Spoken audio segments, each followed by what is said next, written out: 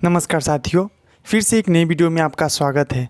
इस वीडियो में हम नई नई चीज़ों को सीखेंगे और जानेंगे। तो चलिए इस वीडियो को शुरू करते हैं।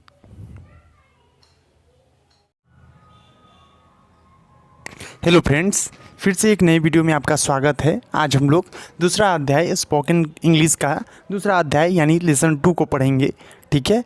और लेसन 2 में हम लोग important vowels, consonants and pronunciation के बारे में जानेंगे।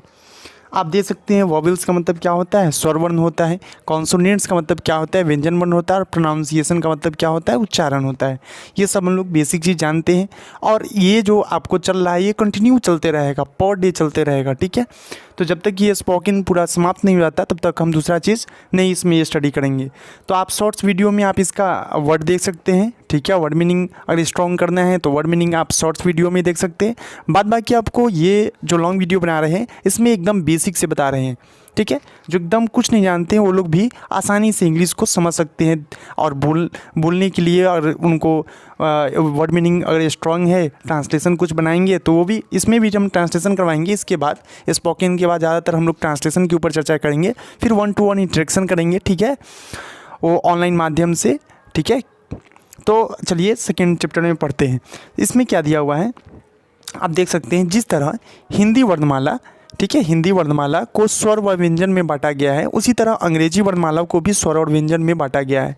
स्वर वे वर्ण कहलाते हैं जिनका उच्चारण बिना किसी अन्य वर्ण की सहायता के किया जा सके, ठीक है, बिना किसी स्वर्ण वर्ण की सहायता। यानी इसको बोलते समय, स्वर वर्ण को बोलते समय दूसरे वर्ण का हम लोग क्या करते हैं, सहायता नहीं लेते हैं, लेकिन व्यंजन वर्ण को बोलते समय दूसरे वर्ण का सहायता लेते हैं, ठीक है।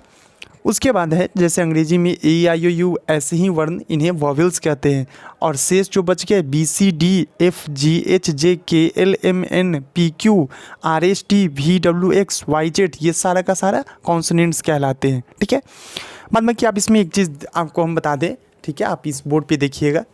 जैसे हम लोग बात किए किसका, स्वर वर्ण का, तो स्वर वर्ण क्या हो जाएगा, जैसे अ बोले, ठीक है, अ, तो ये क्या हो गया, स्वर वर्ण हो गया। इसमें किसी भी व्यंजन वर्ण या अन्य किसी भी वर्ण का हम लोग इसके अंदर सहायता नहीं लिए हैं। लेकिन हम लोग यदि बात करें किसका, क का, तो क में देखिए, क लिखे या क बोले, तो क में बोलते समय अ का, अ स्वर का, ठीक है, अ जो है इसका हम लोग सहायता लिए। तो क बोलते समय अ का भी हम लोग क्या करते हैं, सहायता लेते हैं, ठीक है। तो क के साथ कौन आ गया, अ आ गया। तो व्यंजन वर्ण क्या करता है, स्वर की हमेशा सहायता लेता है, ठीक है। इसमें हम लोग इस बात को समझे हैं, ठीक है, कि स्वर वर्ण और व्यंजन वर्ण में क्या अंतर होता है, इस चीज़ को हम लोग समझे। आपको ये समझ में आया तो आप हमें कमेंट में ज़रूर बताइएगा कि आपको ये समझ में आया या नहीं आया, ठीक है।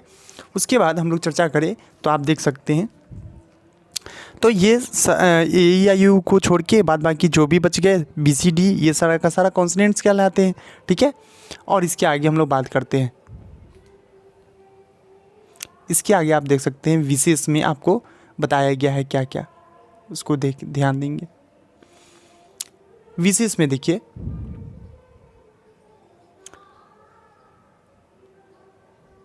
आप लोग ध्यान दीजिएगा, विशेष में क्या दिया हुआ है, अंग्रेजी के W और Y वर्ण ऐसे हैं जिनका प्रयोग स्थान भेद के अनुसार यानी कॉन्सोनेंट और वॉवेल के रूप में भी किया जा सकता है। अंग्रेजी भाषा के एक नियमानुसार शब्द के जितने हिज्जों को एक ही श्वास में बोला जाता है उन्हें साइलेबल अर्थात एकाज कहते हैं। साइलेबल का मतलब क्या होता है, एकाज कहते हैं, जिसको हम लोग हिज्जा करने का मतलब बोलने के समय एक ही श्वास में बोल देते हैं। उदाहरणार्थ जैसे कॉन्सोनेंट को ही ले तो इसमें 3 सिलेबल है, कॉन्सोनेंट, ये बोलते हैं सिलेबल। सिलेबल क्या होता है, यानी हम लोग क्या कर रहे हैं, हिज्जा कर रहे हैं अलग अलग करके। तो कौन है, सॉन है, उसके बाद नेंट है, कॉन्सोनेंट। तो 3 सिलेबल इसमें बताया गया। 3 सिलेबल कहने का मतलब क्या है कि तीनों को हम लोग 3 पार्ट में बोल रहे हैं। इस वर्ड को, कॉन्सोनेंट वर्ड को 3 पार्ट में बोल रहे हैं, कॉन्सोनेंट, ठीक है। अब इसमें देख सकते हैं, इस नियमानुसार जब W और Y को सिलेबल के प्रारंभ में इस्तेमाल किया जाता है तब ये कॉन्सोनेंट, अर्थात इस नियमानुसार जब W व Y को सिलेबल के प्रारंभ में इस्तेमाल किया जाता है तब ये कॉन्सोनेंट अर्थात व्यंजन कहलाते हैं। उदाहरणार्थ WE में W और YOU में Y व्यंजन कॉन्सोनेंट है। यदि W व Y का प्रयोग साइलेबल के अंत में किया जाए तो ये स्वर वॉवेल कहलाते हैं। उदाहरणार्थ में देख सकते हैं, उदाहरण में हाउ में W और माई में Y स्वर है। ठीक है, यहाँ पे W, ठीक है, और Y जो है किस चीज़, W है और Y ये दोनों का दोनों क्या है, स्वर वर्ण है। ठीक है, तो यहाँ देखिए व्यंजन वर्ण और स्वर वर्ण, तो आपको दो चीज़ ध्यान रखना है कि जब नियमानुसार में जब W और Y को सिलेबल के प्रारंभ में इस्तेमाल किया जाता है, ठीक है, प्रारंभ में जब इस्तेमाल किया जाता है तो ये तब ये कॉन्सोनेंट अर्थात व्यंजन कहलाते हैं, लेकिन W और Y जब पहले इस्तेमाल किया जाता है तो वे वॉवेल कहलाते हैं। जैसे आप देख सकते हैं यहाँ पे, फिर से हम इसको रिपीट कर रहे हैं। जैसे यहाँ देखिए, यहाँ पे आपको कॉन्सोनेंट के लिए WEV और YOUU, तो यहाँ देख सकते हैं W पहले और Y जो है पहले इस्तेमाल किया गया। तो W और Y का प्रयोग सिलेबल के अंत में किया जाए तो ये स्वर कहलाते हैं, और पहले किया जाए तो व्यंजन कहलाते हैं। W और Y व्यंजन हो गए यहाँ पे क्योंकि पहले इस्तेमाल हुए, और बाद में यहाँ पे HOW हाउ है, हाउ देख सकते हैं W है लास्ट में, और यहाँ माई में Y है लास्ट में। ठीक है, अंत में जो है W है और इसके अंत में Y है, तो ये क्या कहलाते हैं, स्वर कहलाते हैं।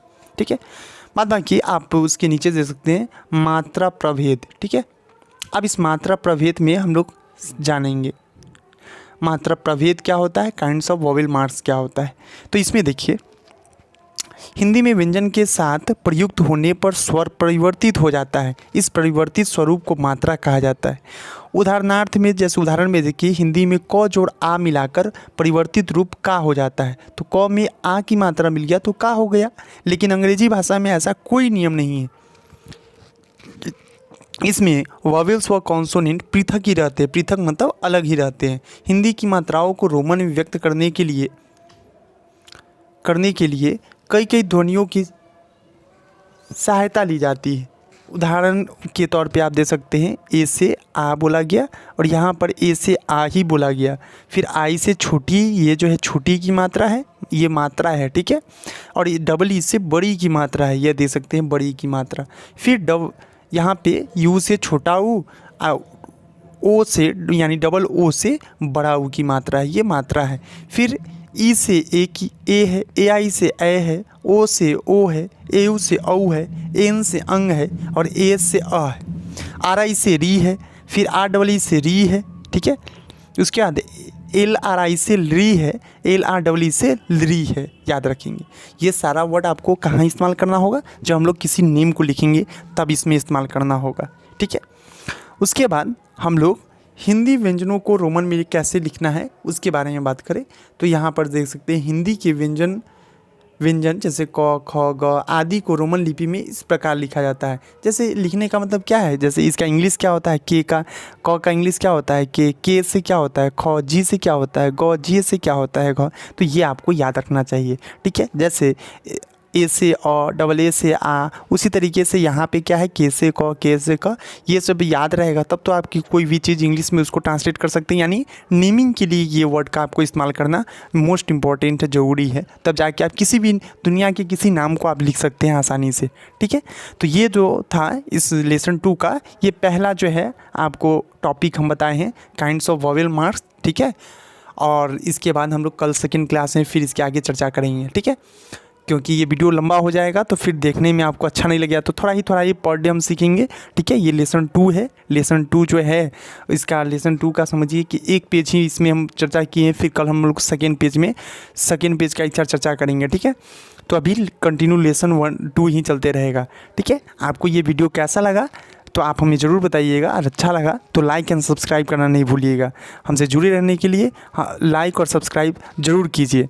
ठीक है, देखने और सुनने के लिए आपको बहुत बहुत धन्यवाद, शुक्रिया।